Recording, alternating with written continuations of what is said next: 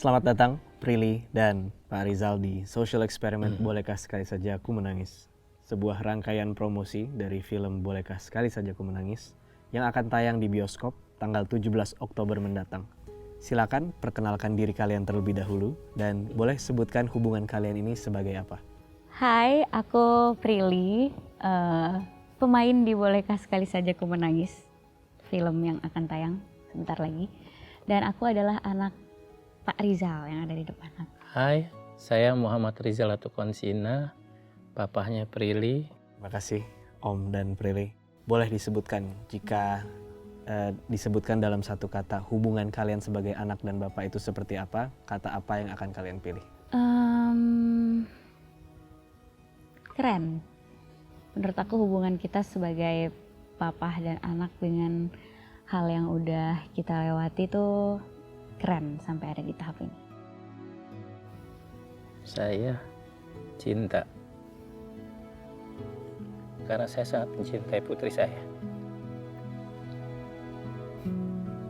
Terima kasih atas jawabannya. Dari skala 1 sampai 10, seberapa dalam kalian saling kenal lawan main kalian? Mungkin dari Om Rizal dulu. 10 saya kenal. Aku juga 10. I think I know my dad more than anything, I guess. Terima kasih. Cukup tinggi ya nilai kedalaman Pede. kenal Kita kalian. pede dulu dong, saling mengenal dengan sangat dalam. Luar biasa. Tapi semoga dengan bermain kartu hari ini, kalian bisa juga menemukan rasa apresiasi baru terhadap satu sama lain. Pak Rizal, boleh silakan memulai dengan mengambil kartu di tumpukan paling atas dan tanyakan pertanyaannya kepada Prilly. Adakah hal yang tidak kamu sukai, tapi tetap kamu lakukan demi orang tuamu? Ceritakanlah.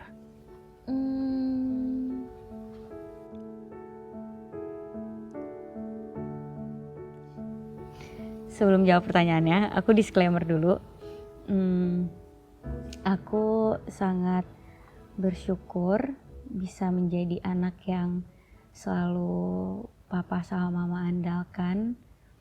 Dan aku bersyukur karena aku lahir sebagai anak pertama yang dimana mama sama papa selalu bertanya sama aku soal apapun itu dan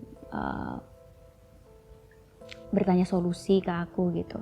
Jadi aku seneng banget di keluarga itu bisa selalu ngasih solusi, bisa membantu papa sama mama nyelesain masalah, bisa selalu mendengarkan masalah papa sama mama dan Raja juga.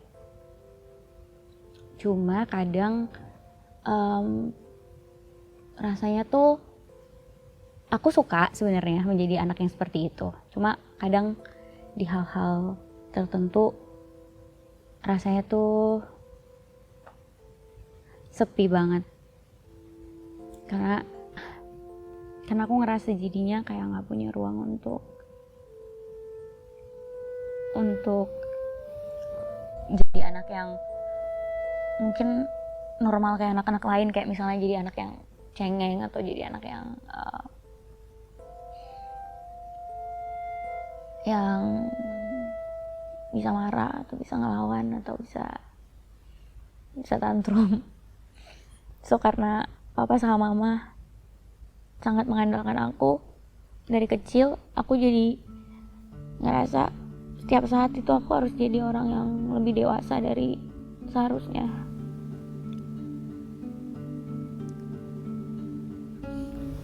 Kadang rasanya sepi banget dan gak enak.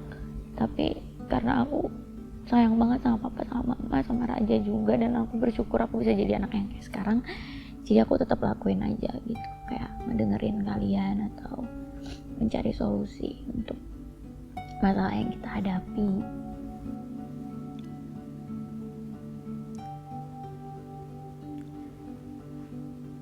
Kadang ada momen dimana aku gak mau ngalah.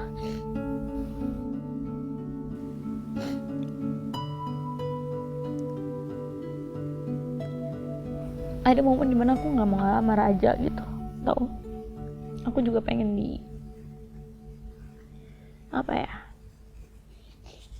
ya aku juga mau nggak pengen, aku juga kayak nggak mau jadi anak dewasa terus, soalnya capek aja itu sih.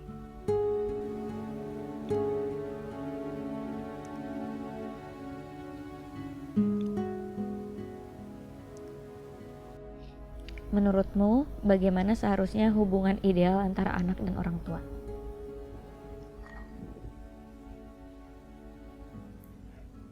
Ya menurut saya sih normatif ya, artinya anak dan orang tua itu kan memang biar bagaimana juga kan ada batasan-batasan yang harus kita tahu satu sama lain gitu.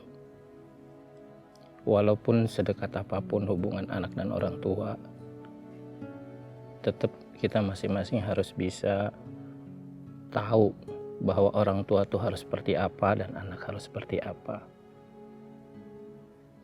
Tapi bukan berarti batasan itu akan menjadi penghalang untuk bisa mencurahkan segala isi hati kita masing-masing. Itu sih. Kalau menurut Prilly, aku pengen tahu juga hubungan ideal antara anak dan orang tua.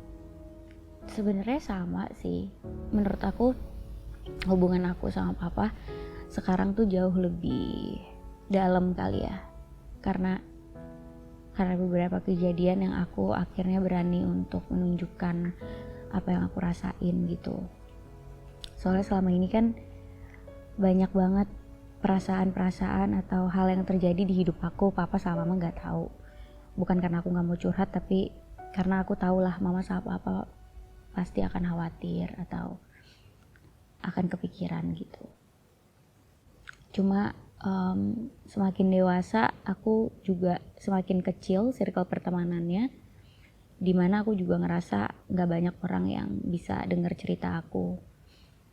Terus akhirnya kemarin kan aku mengalami suatu kejadian yang gak enak, terus aku beraniin diri untuk akhirnya nangis di depan papa dan cerita sama papa gitu. Dan aku seneng banget karena respon papa sesuai sama apa yang aku mau. Jadi ya apa yang kita punya sekarang menurut aku udah ideal sih. Kayak papa udah bisa ngedengerin aku udah bisa curhat sama papa hal-hal pribadi yang tadinya aku gak berani. Silakan Om ambil kartu selanjutnya. Adakah hal yang ingin kamu sampaikan kepada orang tuamu, tapi tidak pernah ada kesempatan utarakan?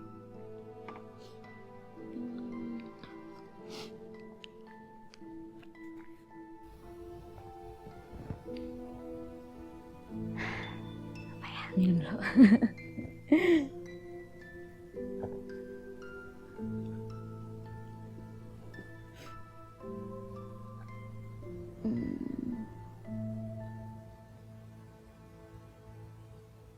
Masa kecil aku kan tidak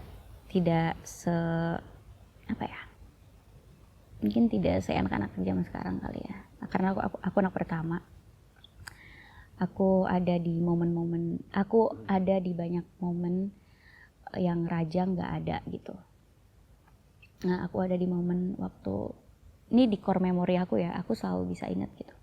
Aku ada di momen dimana aku sebenarnya mengerti bahwa pada saat itu papa nggak ada uang gitu untuk beli susu aku.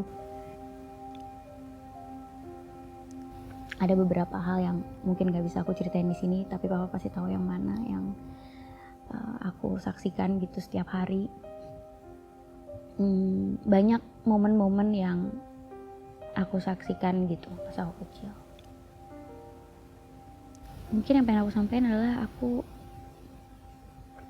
aku tuh pada saat itu udah ngerti sebenarnya. Jadi aku bukan anak kecil yang nggak ngerti apa-apa pada saat mama sama papa mengalami banyak hal di pernikahan kalian, di hidup kalian, di perjuangan kalian untuk ngebesarin aku gitu. Aku beneran udah ngerti gitu. Jadi apa yang terjadi di masa lampau tuh sebenarnya masih suka naik ke permukaan gitu loh, yang mempengaruhi cara aku bersikap saat ini gitu.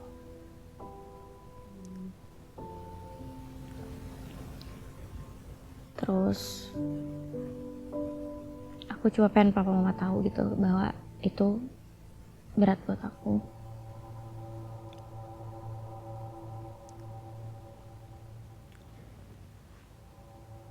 Tapi aku tahu juga itu yang membuat aku seperti hari ini. Seperti hari ini, ya mungkin aku mau ngomong kayak untuk jadi Prilly yang hari ini itu nggak semudah apa yang terlihat. Ya,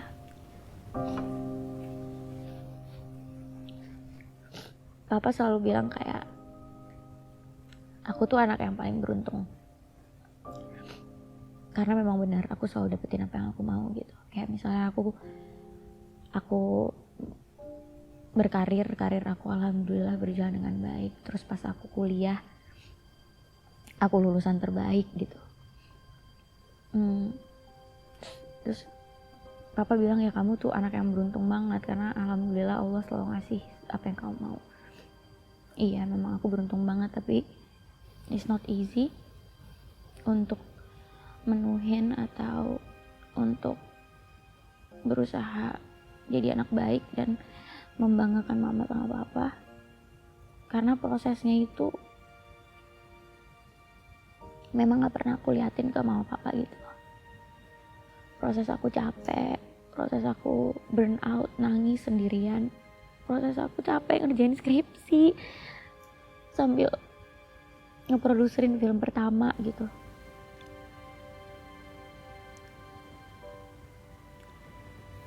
Proses aku patah hati mungkin, proses aku dihianatin temen, proses aku capek banget, kayak banyak ekspektasi yang harus aku fulfill gitu sebagai anak dan juga sebagai public figure gitu. Pasti banyak harapan dari banyak orang. I just want you to know that it's not easy.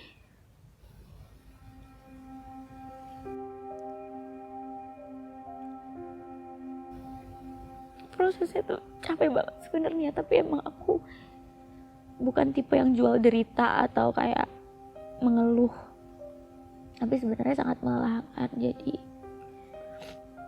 aku cuma pengen mama sama papa kayak lebih ngerti aja sih kalau misalnya aku capek itu beneran aku capek, bukan capek fisiknya doang, tapi beneran capek pikiran, mental, dan semuanya.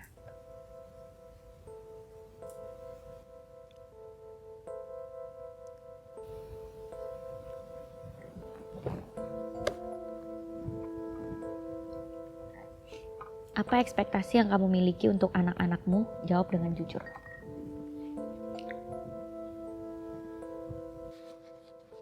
Tentunya yang pertama sukses ya, untuk menjadi artinya mandiri, mapan, lalu menjadi anak yang selalu taat kepada agama, terus kepada kedua orang tua, dan bisa banyak membantu keluarga dan orang di sekitar. Itu sih ekspektasinya. Kira-kira apakah Om juga berekspek bahwa Prilly bisa bahagia dalam hidupnya sekarang? Saat ini memang saya lihat dia sudah bahagia. Tapi kan itu kan dari kacamata saya ya. Saya nggak tahu di balik itu kan akan ada hal-hal yang mungkin dia tidak terbuka kepada saya gitu loh. Tapi kalau sejauh ini saya lihat dia sudah bahagia karena sesuai dengan apa yang dia cita-citakan dulu gitu loh. Jadi waktu dari kecil kan cita-cita kamu ya seperti sekarang ini kan semuanya tercapai. Itu sih yang saya lihat. Jadi saya yakin bahwa saat ini dia bahagia. Namun kalaupun ada kurang, ya salah satu hal yang mungkin dia punya cita-cita yang lain yang saat ini belum terkabul ya. Saya nggak tahu itu. Thank you Om. Prilly, dari ekspektasi yang sudah disebutkan oleh Om Rizal, kira-kira apakah dirimu sudah mencapai ekspektasinya? Aku ngerasa sih aku udah memenuhi ekspektasi mama papa ya, tapi nggak tahu deh mama papa ngerasain gimana gitu, karena aku beneran kayak bekerja atau menjadi anak yang kayak sekarang itu emang untuk mama sama papa gitu. Kayak hidup aku tuh emang aku ngerasainnya untuk keluarga, karena aku sayang banget sama mama sama papa, sama Raja juga gitu. Jadi aku ngerasa aku harusnya udah memenuhi ekspektasi mama sama papa gitu. Thank you. Silakan Om Rizal ambil kartu selanjutnya.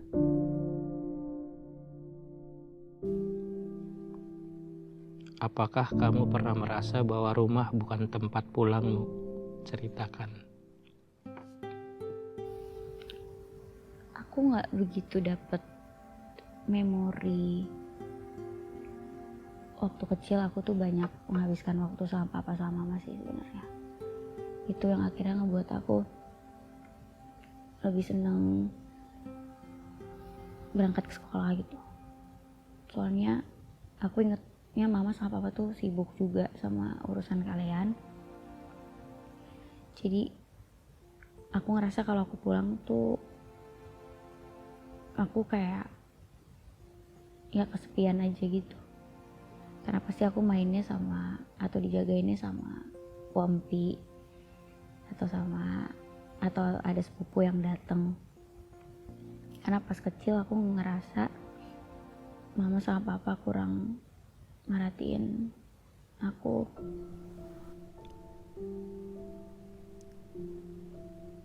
Dan mama sama papa sibuk sama urusan ya mama sama papa gitu. Aku nggak dapet di ingatan aku nggak dapet memori dimana kayak kita bener-bener pas aku sendiri ya, pas belum Raja lahir gitu. Pas Raja lahir sih udah beda cerita. Pas aku masih sendiri itu aku kayak umur SD ya, SD. Raja masih kecil juga, Raja belum ada, terus Raja sampai Raja lahir pas dia masih kecil lah. Itu kayak aku nggak punya memori yang hangat gitu sama papa sama mama gitu.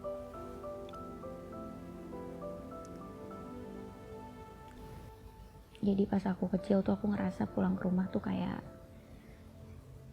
nggak pulang ke rumah. Makanya aku lebih seneng main ke rumah tetangga, terus sekolah gitu. Apalagi pas Raja lahir aku ngerasa perhatiannya udah ke Raja kan jadinya.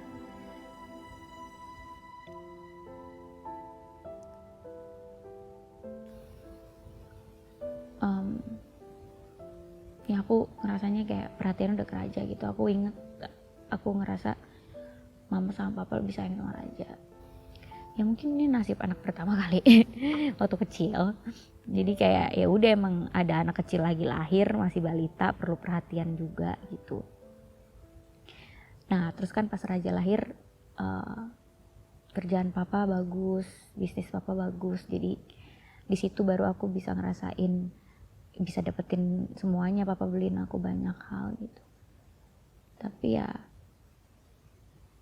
sebelum itu aku nggak ngerasa kayak rumah tuh rumah karena suasananya nggak sehangat itu. Nggak ada ruang untuk aku juga punya masalah gitu. Karena pas aku pulang kayaknya emosi mama sama papa lebih besar daripada apa yang aku rasain. Terus masalah yang kalian hadapi kayaknya lebih penting daripada apa yang aku hadapin. Jadi ya udah deh mendingan gak usah cerita aja, jadi aku dengerin aja atau aku bantu aja gitu. Cuma itu yang ngebuat aku jadinya kayak kalau pulang jadi nggak kayak pulang ke rumah, karena aku di luar sebagai Prilly aku harus mikirin banyak orang, di rumah juga aku harus mikirin mama papa sama Raja.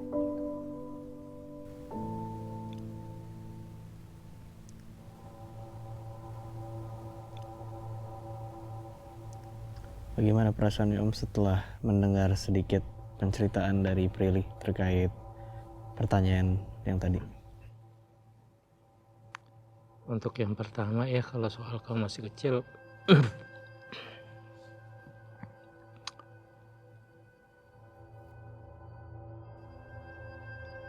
Papa minta maaf sama kamu. Tapi kalau bilang bahwa Papa kurang sayang sama kamu, enggak begitu. Cuma namanya rumah tangga baru itu kan berat. Banyak yang harus dipikirkan, apalagi kondisi Papa juga kan belum seperti sekarang gitu. Jadi mungkin pikiran Papa tersita untuk bagaimana supaya ekonomi keluarga ini bisa baik dan mapan gitu.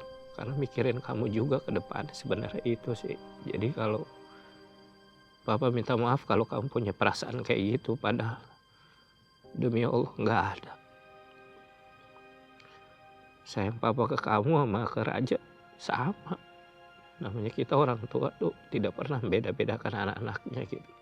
Cuma mungkin kalian berada di situasi dan kondisi yang berbeda kan begitu. Mungkin pada saat kamu kan memang kondisi Papa kan kamu tahu kan seperti itu. Jadi Papa harus berjuang. Dalam keadaan Papa yang kurang beruntung kan gitu. Papa harus mikirkan gimana caranya ke depannya kita bisa hidup kan gitu. Jadi ya Papa minta maaf kalau mungkin kamu merasa terabaikan gitu. Itu sih. Terima kasih Om. Prilly, boleh silakan. Aku bangga menjadi bagian dari keluarga ini karena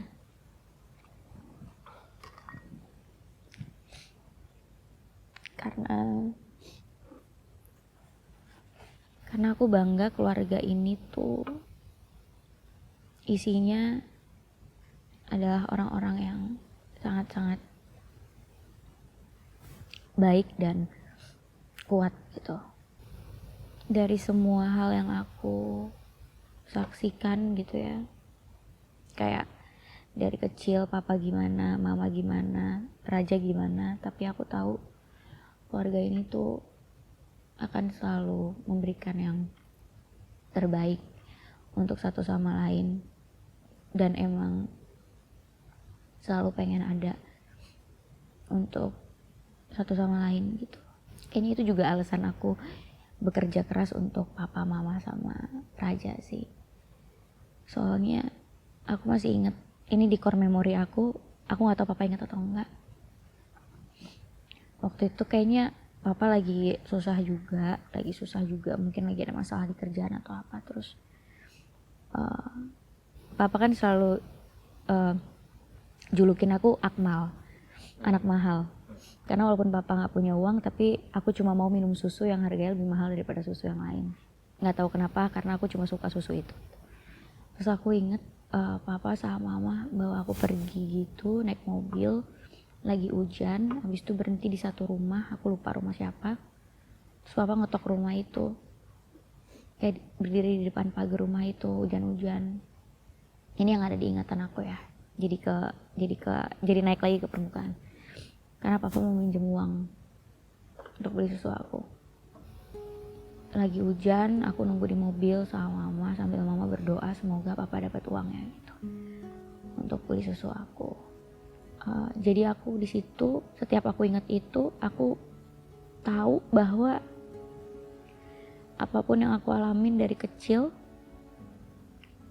mau ada rasa nggak enaknya pun, aku tahu bahwa Papa adalah laki-laki yang juga bertanggung jawab gitu. Dan aku nggak mungkin hidup atau nggak mungkin jadi Prilly yang sekarang kalau nggak dibesarkan sama orang tua kayak Mama sama Papa. Itu alasan aku bekerja keras sampai sekarang dan alasan aku mau achieve banyak hal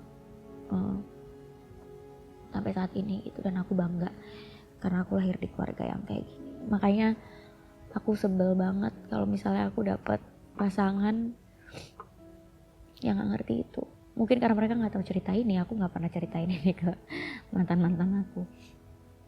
Cuma aku sebel kalau misalnya mereka kayak mempermasalahkan, kenapa sih jadi perempuan tuh kerja keras banget, kenapa pengen achieve banyak hal di hidup kamu gitu, kenapa kayak udah punya ini tetap pengen punya ini, tetap pengen punya ini gitu. Karena mereka nggak ngerti rasanya dibesarkan sama orang tua yang perjuangannya panjang dan perjuangannya besar gitu. Dan mungkin mereka nggak ngerti bahwa aku tuh kerja sampai saat ini karena aku mau mama sama papa hidupnya enak sampai tua.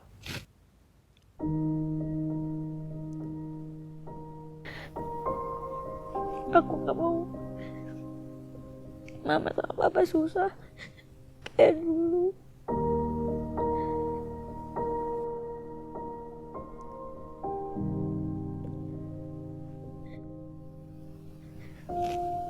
Makanya aku kerja keras dan memastikan tabungan aku cukup untuk mama sama papa.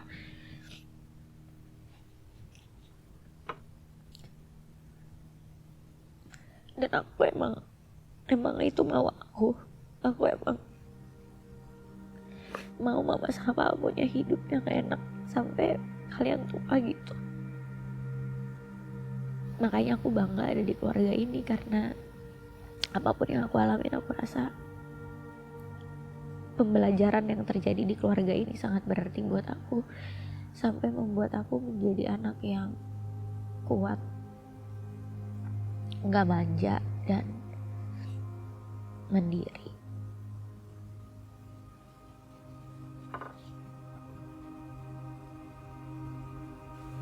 Silakan Om, apa yang membuat Om bangga berada dalam keluarga ini? Keluarga ini keluarga yang sangat terbuka ya. Artinya baik dari saya, mamahnya Prilly maupun Raja tuh kita selalu terbuka dalam hampir segala hal ya. Kita terbuka dan selalu saling membantu. Di mana kesulitan salah satu di antara kita pasti kita berembuk untuk bisa selesaikan bersama. Kekompakan sih yang buat saya bangga di sini. Khususnya buat anak-anak saya yang luar biasa lah untuk bisa saling membantu. Dan kita harmonis. Itu. Thank you atas jawabannya. Silakan Om Rizal, ambil kartu selanjutnya. Menurutmu bagaimana cara paling tepat untuk membanggakan orang tuamu? Jelaskan. Dengan tidak melakukan hal-hal yang tidak terpuji, I guess. Nggak terbawa sama lingkungan, nggak macem-macem, dan bisa jadi anak yang selalu diandalkan sama orang tua. Selanjutnya, silakan Prilly.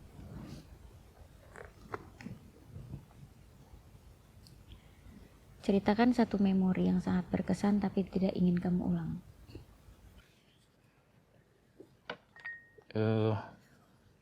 Memori yang paling berkesan itu waktu kamu ikut Koki Cilik.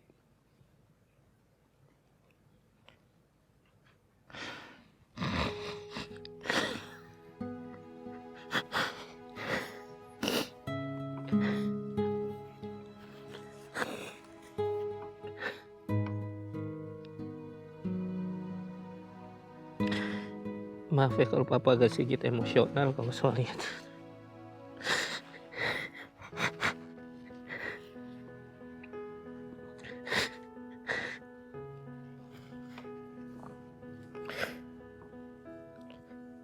Waktu kita di Bangka Belitung.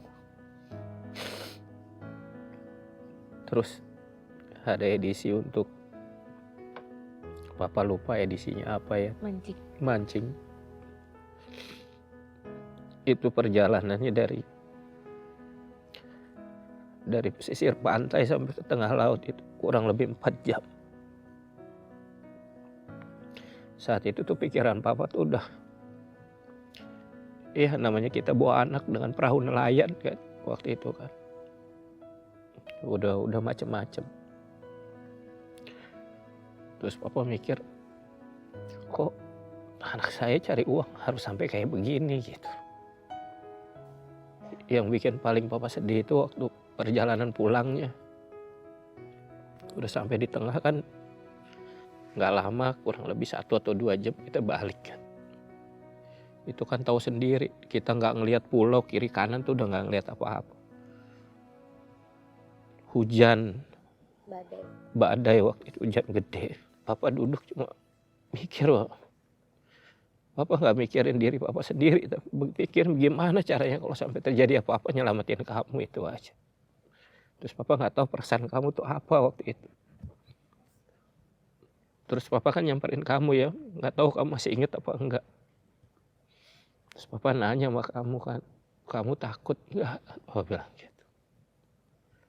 Terus jawaban kamu itu bikin papa selalu ingat. Aku nggak takut kok pak, kata kamu gitu. Kalau memang Allah menghendaki kita selamat, kita pasti selamat. Tapi kalau memang hari ini waktunya memang kita harus kembali, ya kita akan kembali pada itu omongan kamu yang papa nggak bisa lupa. Tapi papa tenang karena kamu punya iman yang luar biasa gitu, bisa jawab seperti itu padahal kamu umurnya baru 13 tahun. Itu sih yang paling berkesan, yang mungkin sampai akhir hayat saya nggak akan pernah lupa itu. Bahkan sampai akhirnya saya berdoa gitu. Papa berdoa, ya Allah ya Tuhan, kalau memang kedepannya rezeki saya ini banyak, ditukar aja buat kamu, Papa bilang gitu. Biar Papa dapat rezeki sedikit, yang penting kamu banyak, Papa bilang. Karena Papa nggak mau kamu susah gitu loh. Karena Papa nggak tahu kedepannya kamu akan gimana, ngelihat begitu luar biasa susahnya cari uang untuk menjadi seorang artis ya, Papa bilang. Itu sih. Sebenarnya itu juga core memori aku. Cuma emang pada saat itu tuh yang aku pikirin kayak zaman dulu kan jadi artis susah banget ya. Iya. Nggak ada sosial media. Mau casting mau apa juga ribet gitu. Dan aku ngerasa aku juga bukan anak yang paling cantik, yang paling pinter, yang paling apa juga gitu. Maksudnya biasa aja gitu, anak biasa gitu. Terus pas aku punya kesempatan untuk bisa dipercaya kerja di program Koki Cilik itu, aku benar-benar nggak mau take that for granted gitu. Aku benar-benar sangat menghargai dan bersyukur aku bisa dapat pekerjaan itu. Karena emang cita-cita aku ya, aku maunya punya uang gitu. Bener-bener cita-cita aku tuh bukan pengen terkenal atau apa, tapi punya uang gitu. Karena aku mau bisa ngebantu mama sama papa. Jadi pas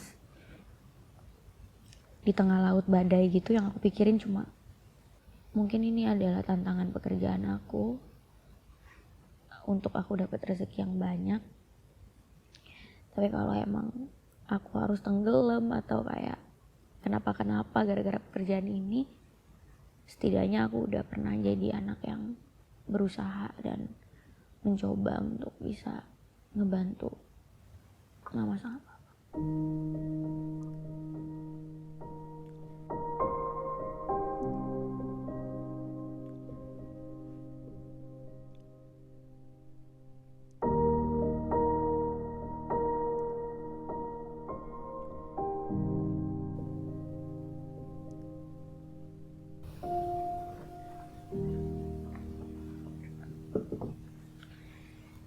Mbak Fitri.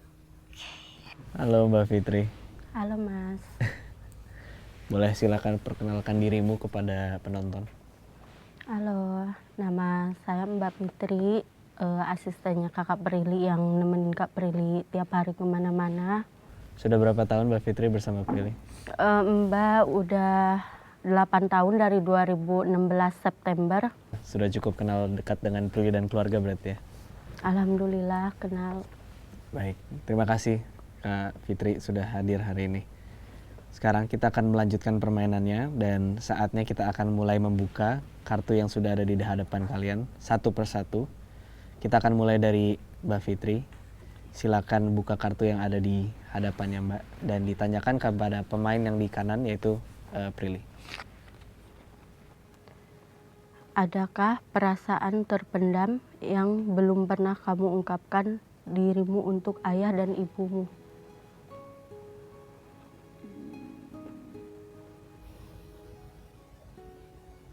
Mama sama papa tuh sebenarnya sama aku. Kita bertiga adalah people pleaser. Atau orang yang lebih mentingin perasaan orang lain atau kebahagiaan orang lain daripada diri kita sendiri, betul? Jadi di saat aku jadi people pleaser dan diledekin sama teman-teman, aku tahu itu sebenarnya nurun dari papa sama mama. Karena papa sama mama selalu lebih mikirin orang lain gitu. Karena kita bertiga sama, kadang jadi rasanya tuh capek banget karena papa sama mama kadang lebih mikirin apa yang orang lain pikirin atau rasain daripada aku. Contohnya, ini sih sebenarnya udah lewat dan sebenarnya udah pernah aku ngomongin sih sama mama, tapi aku nggak tahu sama papa udah apa belum. Misalnya aku capek banget pulang kerja pagi, terus aku udah bilang sama Mbak Fitri, aku capek banget, jangan bangunin aku bilang gitu. Tunggu aku bangun sendiri.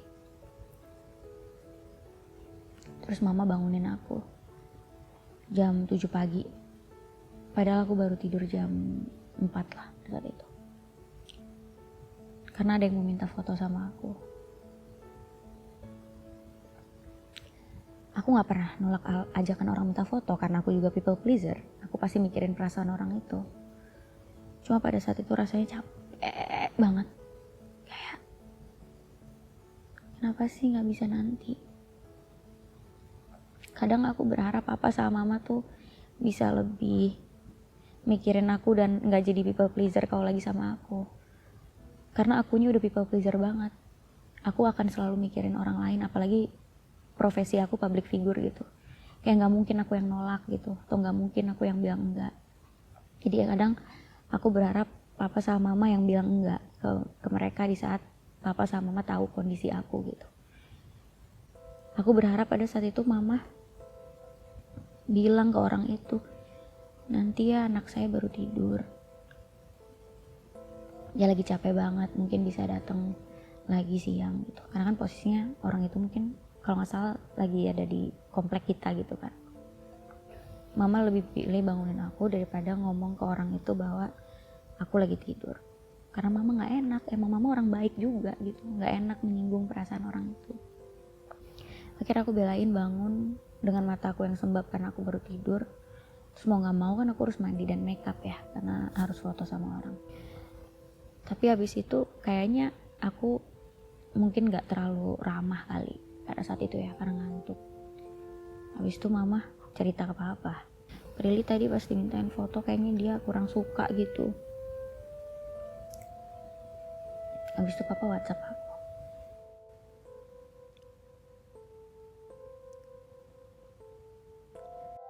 kamu minta maaf ke mama kamu karena mama kamu sedih.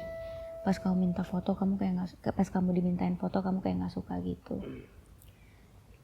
Di situ aku tahu bahwa papa sama mama itu sebenarnya sama kayak aku. Kita akan selalu mikirin perasaan orang lain. Pasti mama sama papa takut orangnya yang foto sama aku kayak ngerasa aku jutek atau gimana. Tapi di situ juga aku sedih karena kenapa sih kalau sama aku juga jadi people pleaser gitu. Kan aku juga mau mama sama papa mikirin aku gitu. Karena akunya udah capek jadi people pleaser di luar sana gitu, sebagai public figure yang harus selalu ceria, selalu baik. Aku maunya di rumah tuh aku bisa diprotek gitu sama papa mama.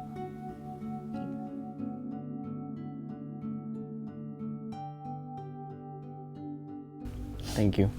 Silakan Prilly, buka kartu yang ada di hadapanmu dan ditanyakan kepada pemain di depanmu, yaitu Om Rizal. Ceritakan sebuah tindakan atau perlakuan terhadap anakmu yang pernah kamu sesali. Waktu itu saya lupa, papa lupa di mana, tapi papa waktu itu di kamar mandi, waktu koki cilik juga. Terus kan kamarnya itu kan papa kunci juga, kamar mandi kunci, terus kamarnya dikunci juga. Terus papa lama, kamu ngetok-ngetok kenceng. Kamu inget nggak? Kamu ngetok-ngetok kenceng terus papa keluar marah-marah sama kamu gitu. Kenapa sih kamu ngetoknya harus kenceng-kenceng gitu kan? Terus kamu bilang bahwa enggak, aku takut papa kenapa-napa gitu. Dan waktu itu papa marah sekali sama kamu, itu yang papa sesalin. Udah itu aja sih, cuma itu. Itu papa nyesel banget, bahkan sampai sekarang papa masih nyesel. Jadi papa kiranya aku nggak sopan ngetok-ngetok Iya, kenceng. papa kiranya kamu nggak sopan ngetoknya kenceng-kenceng gitu. Padahal aku emang takut papa kenapa Iya, sih. terus akhirnya kan kita papa minta maaf sama kamu, terus kamu ya udah kita jangan sampai begini lagi, inget nggak gitu. Itu aja yang papa inget itu. Sekarang Om Rizal silakan buka kartu yang ada di hadapanmu dan ditanyakan kepada pemain di kanannya, yaitu Mbak Fitri. Seberapa sering kamu melihat kakak pura-pura bahagia, padahal tahu ia sedang tidak baik-baik saja? Sering banget, Pak. Karena kakak itu kalau di depan ibu atau bapak kayak kuat gitu, kayak nggak kenapa-napa. Padahal kalau di mobil atau di apartemen atau di kamar, saya sering dengar kakak kayak nangis atau kenapa sih kok aku harus gini, harus ngertiin mereka, tapi mereka kayak nggak ngertiin aku. Pokoknya kakak tuh kalau di belakang bapak sama ibu, banyak yang bapak sama ibu nggak tahu. Kakak nangis, kakak kenapa-napa gitu. Yang tahu tuh paling kalau di mobil saya sama Roni, kalau di apartemen saya.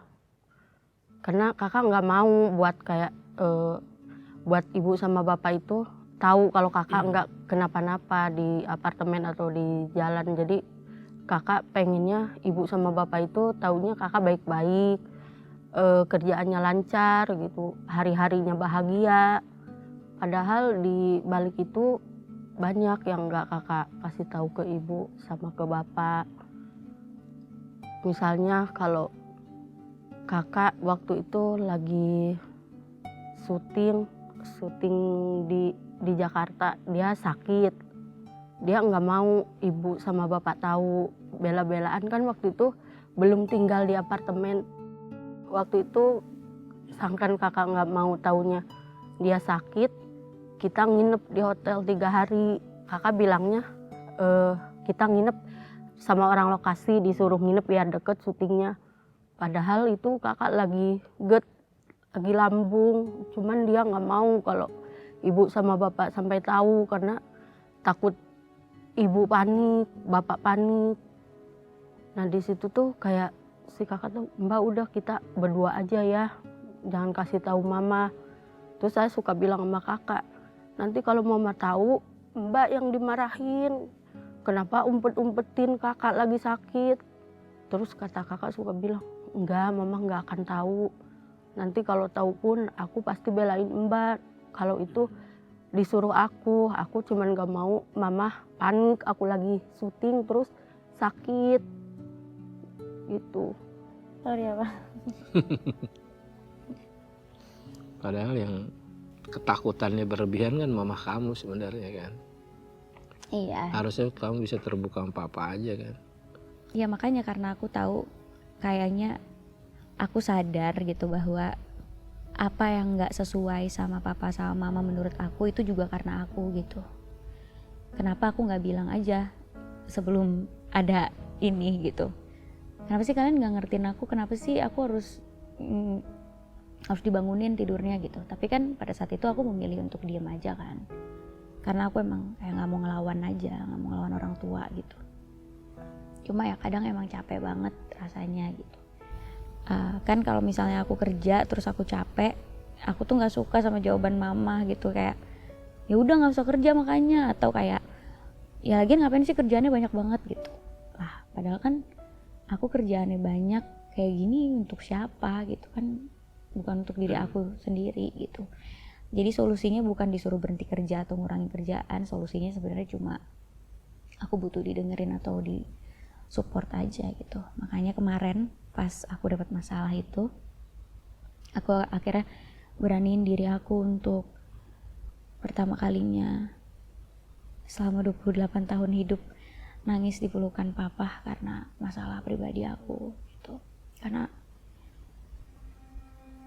pas aku dapat masalah itu di mobil, aku cuma ngerasa aku capek curhat ke teman gitu, karena teman aku akan cuma kayak, kan gue bilang juga apa, atau kayak lo tuh perilaku konsina, lo nggak harus sedih gara-gara hal ini. Aku beneran capek banget sama orang yang menjadikan diri aku sekarang alasan kalau aku nggak boleh nangis, kalau aku nggak boleh lemah gitu, karena aku perilaku konsina.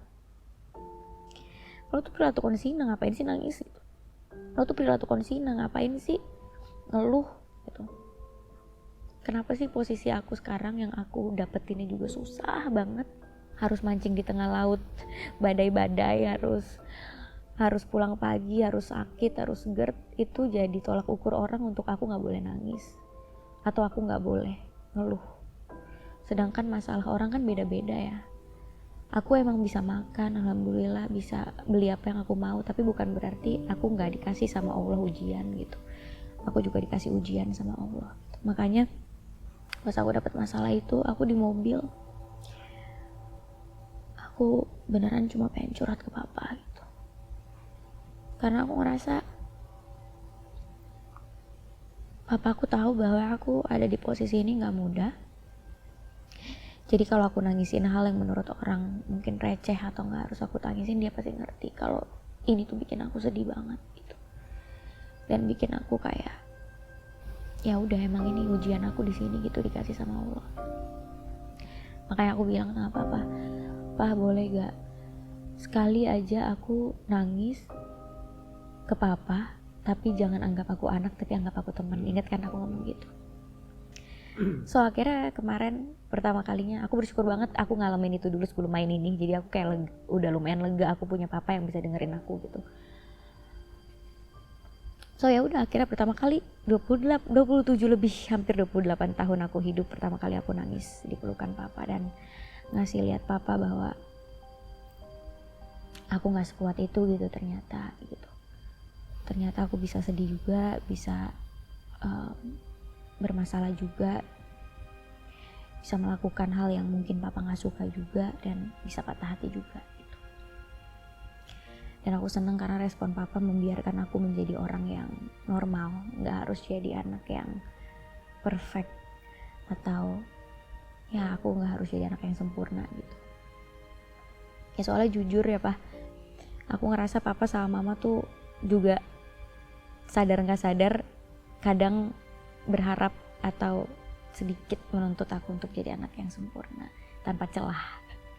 Dan itu yang akhirnya ngebuat aku jadi nggak terbuka, karena aku takut kelihatan gak sempurna gitu. Kalau aku sedih atau kelihatan, atau kalau aku hancur, atau kalau aku mentalnya terganggu gara-gara kerjaan atau apa, ya aku nggak mau kalian jadinya kayak ngelihat celah di diri aku. Tapi aku tahu itu nggak baik, karena aku juga yakin papa mama tahu bahwa nggak ada anak yang sempurna. Makanya malam itu aku berani nunjukin ke papa sisi aku yang lain. Aku mau ucapin terima kasih bukan cuma ke Prilly dan ke Om Rizal, tapi juga ke Mbak Fitri, kepada semua pemain hari ini karena sudah bersedia untuk terbuka. Kita sudah tiba di akhir permainan kita hari ini. Sudah tidak ada kartu di atas meja, namun sebenarnya masih ada satu pertanyaan terakhir di dalam kotak kartu kita ini. Om Rizal boleh silakan ambil, buka kotaknya dan bacakan pertanyaan terakhir. Pertanyaan terakhir ini boleh dijawab oleh seluruh pemain yang ada di meja. Jika hari ini adalah hari terakhir kita bertemu, hal apa yang ingin kamu sampaikan kepada satu sama lain?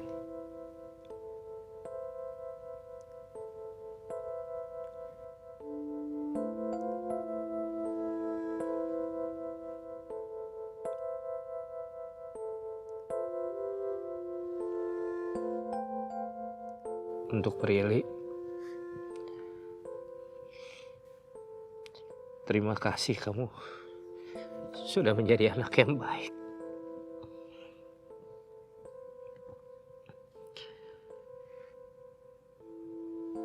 Kamu adalah tumpuan harapan Papa untuk Mama dan adik kamu.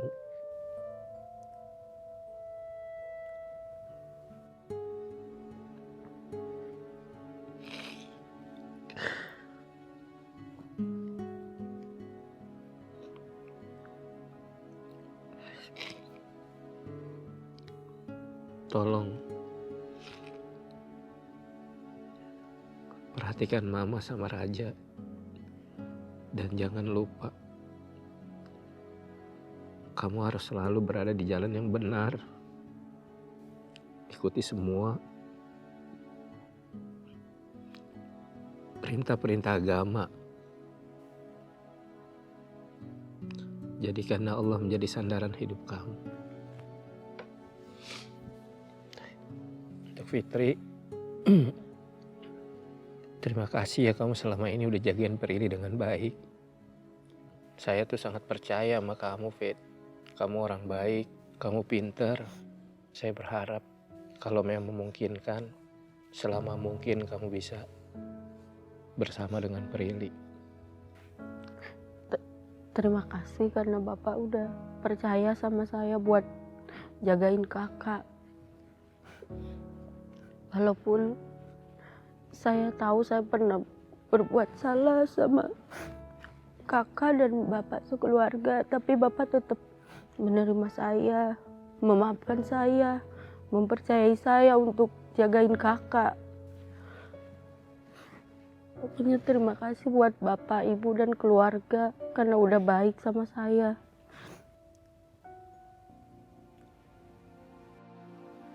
Kak, maafin Mbak, kadang Mbak kerjanya nggak bener. Kadang Mbak suka sering buat salah sama kakak. Pokoknya terima kasih buat kakak karena udah menerima Mbak, memaafkan Mbak. Walaupun Mbak banyak salah, semoga kakak bahagia selalu. Tapi harapan Mbak pengen kerja sama kakak terus supaya Mbak bisa jagain kakak. Karena dia itu kalau di apartemen nggak sekuat kayak di luar. Kalau keluar dari apartemen dia jadi perempuan yang kuat, di depan orang senyum-senyum. Makanya Mbak pengen ada terus buat kakak. Makanya Mbak selalu, ya Allah, sehatkan badan Mbak biar Mbak bisa jaga kakak terus.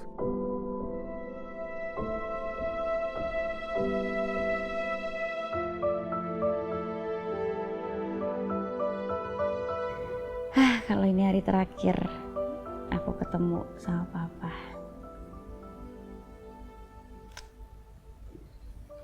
Paling aku mau ngomong, ya nggak gampang jadi papa. Aku dulu suka bandingin papa gitu sama papa temen aku gitu, kayak papa gini. Tapi semakin aku dewasa dan semakin aku mengerti hidup, aku tahu bahwa jadi papa tuh nggak mudah. Dan untuk ada di posisi papa bisa ngebesarin aku dan ya bertahan jadi orang tua aku, orang tua Raja gitu. Itu luar biasa banget gitu. Dulu aku suka ngelihat karena aku dulu suka ngelihat papa-papanya teman-teman aku gitu. Itu malah aku semakin sadar bahwa ya papanya mereka banyak dikasih kemudahan gitu pas ngebesarin mereka. Wajar aja kalau misalnya mereka punya memori yang hangat sama papahnya gitu, karena mungkin hidup papahnya nggak sekeras papa. Tapi pas aku tahu bahwa semakin aku gede dan aku semakin terbuka pikirannya, aku suka mikir, ya papa tuh hidupnya keras banget, makanya dia juga keras orangnya. ngedidik anaknya juga disiplin, tapi dia bisa perjuangin apapun itu untuk anaknya bisa minum susu yang mahal, terus besarin aku sampai saat ini itu luar biasa banget gitu. Karena banyak juga kan ada orang tua yang nyerah terus ninggalin anaknya, atau kayak lepas tanggung jawab gitu. Papa enggak. Jadi kalau ini hari terakhir kita ketemu, aku mau bilang makasih karena Papa udah jadi laki-laki yang bertanggung jawab, yang bisa besarin aku dan bisa ngedidik aku sampai aku jadi seperti hari ini.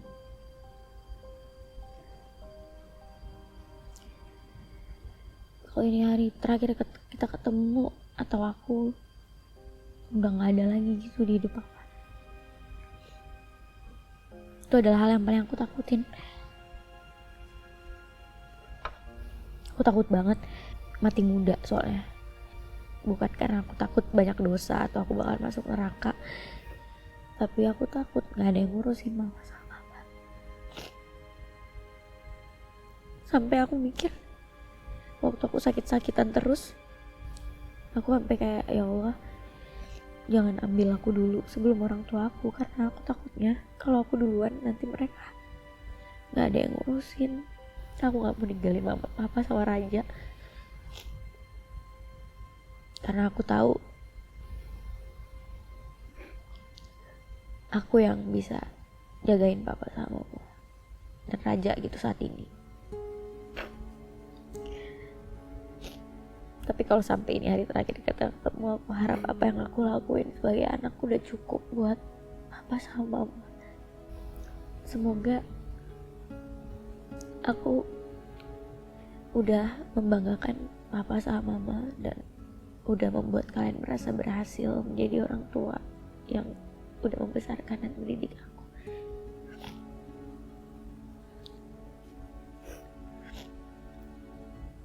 Masih banyak hal yang tidak bisa aku lakukan atau belum aku lakukan yang sesuai dengan apa yang papa sama mama bayangin. Contohnya berkeluarga. Papa sama mama selalu pengen aku berkeluarga gitu. Itu belum bisa aku lakuin, tapi aku cuma mau bilang kalau ini hari terakhir kita ketemu, aku harap aku cukup aja sih. Aku harap aku cukup dan aku harap aku udah bisa benar-benar ngebuat mama sama papa bahagia. Aku harap juga aku udah bisa jadi contoh yang baik buat Raja untuk dia membangun masa depan dia. Dan aku akan selalu berharap papa sama mama punya hidup yang baik. Kalau misalnya waktu bisa ditarik mundur gitu, terus aku bisa milih mau dilahirin sama siapa atau punya orang tua siapa, aku akan tetap milih jadi anak mama papa.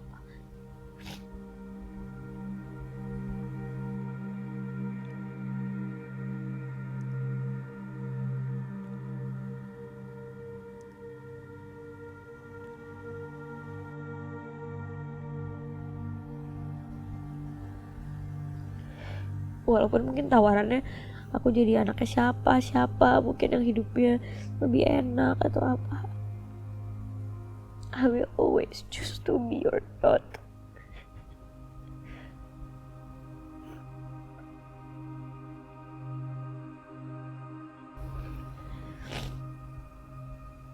And if I die, terus aku masuk surga, I just want to meet you and my mom dan Raja dan semua orang yang sayang sama aku dan aku sayang.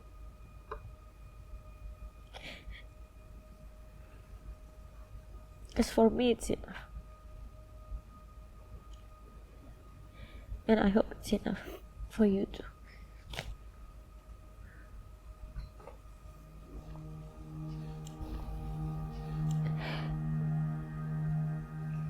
Buat Mbak Fitri, makasih udah ada 24 jam sama aku, jagain aku setiap hari, menerima sisi aku yang mungkin gak pernah aku kasih lihat ke orang lain, sisi aku yang gak ada mandiri-mandirinya. Aku beneran kalau ada Mbak Fitri ngambil air aja aku bisa minta tolong sama Mbak Fitri, Mbak bisa tolong ngambil air gak gitu, atau bisa tolong ini gak. Padahal kalau lagi gak ada Mbak Fitri, ngangkat tabung diving dan ganti galon juga aku bisa gitu. Cuma terima kasih Mbak Fitri udah bisa menerima aku kalau aku seperti anak kecil sama Mbak. Karena Mbak menerima aku yang bisa jadi anak kecil gitu setiap hari, itu lumayan menyembuhkan luka inner child aku, atau luka masa kecil aku, atau bisa ngebuat aku ngerasa gak sendiri atau gak harus kuat terus gitu.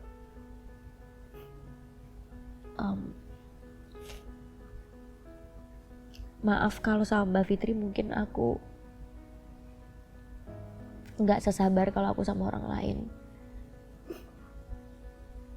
karena aku capek sabar sama yang lain. Jadi kadang suka keluarnya emosinya pas sendiri atau pas sama Mbak gitu. Jadi gak sabaran sama Mbak, malah jadi gak sabaran karena udah terlalu capek harus sabar sama yang lain di luar sana gitu. Apalagi kalau pulang kerja harus sabar, misalnya ngadepin kerjaan harus sabar ngadepin orang lain. Jadinya pas di rumah aku tuh pengennya boleh gak aku jadi orang yang gak sabaran juga gitu. Boleh gak aku marah, boleh gak aku nangis, boleh gak sih aku juga teriak-teriak kayak ngapain kayak gitu. Dan itu suka tumpahnya ke Mbak. Aku minta maaf kalau Mbak ngerasa sedih atau apa gara-gara perilaku aku yang itu.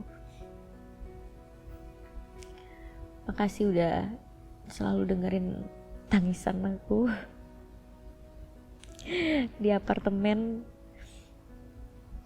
dan make sure aku baik-baik aja. Kalau ini hari terakhir kita ketemu, aku berharap Mbak punya hidup yang baik.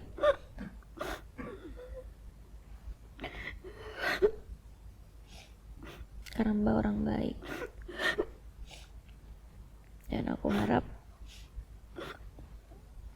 Mbak bisa terus sehat dan kerja buat keluarga Mbak. Karena Mbak juga berjuang sama kayak aku.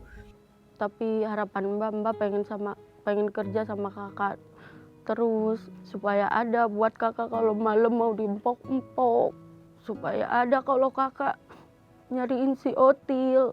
Si Otil itu anjing lautnya kakak, dia nggak bisa tidur kalau nggak ada si Otil. Dan dia pasti kalau setiap malam pasti, Mbak empok-empokin aku dulu sebelum tidur. Terus Mbak bilang, ya Neng, Mbak beres-beres dulu ya, ganti-ganti baju dulu. Pas itu Neng inget gak? Neng udah diempok-empok, udah tidur, nyenyak. Terus Mbak turun dari kasur, diem-diem buka pintu. Ternyata kakak, Mbak aku belum tidur nyenyak, empok-empokin aku lagi. Makanya Mbak pengen ada terus buat kakak. Takutnya kalau orang lain nggak bisa. Makanya Mbak selalu, ya Allah, sehatkan badan Mbak biar Mbak bisa jaga kakak terus. Kalau kakak diving bisa ikut jagain kakak ke laut, karena seumur hidup Mbak belum pernah ke laut. Itu ke laut itu waktu kakak ulang tahun di Banda Neira, itu pun Mbak mabok. Terus pas gitu Mbak mikir, ikut kakak Prilly ternyata begini ya, harus siap ke laut, harus siap naik kapal. Padahal naik pesawat Mbak belum pernah dulu sebelum kerja. Pas itu pertama naik kapal Mbak mabok. Terus kata yang kerja di kapal, Mbak biar nggak mabok minum air laut. Terus Mbak ikutin tuh, Mbak minum air laut, Mbak nggak mabuk. Pas kakak ajak Mbak ke laut lagi, Mbak udah kayak nggak takut karena Mbak nggak bisa kalau minum antimo suka langsung tidur. Tapi kalau minum air laut Mbak langsung nggak mabuk. Soalnya kan hobinya gitu, ke laut terus. Jadi ini gue nggak pernah denger loh ini. Jadi Mbak Fitri ini kata-kata terakhirnya adalah curahan dan unek-unek dia ngikutin aku. Iya makanya Mbak kan nggak pernah naik kapal, nggak pernah naik pesawat. Kerja sama kakak jadi aduh. Tapi di situ ada senangnya, ada was-wasnya juga. Semua orang jadi tahu gue suka diempok-empok sama punya Otil. Dia itu kalau tidur nggak ada Otil nggak ini teriak-teriak nyariin. Otil tuh boneka guys. Takutnya Otil apaan? Otil tuh boneka singa laut aku. Singa laut kakak. Oke. Terima kasih Mbak Fitri atas jawabannya.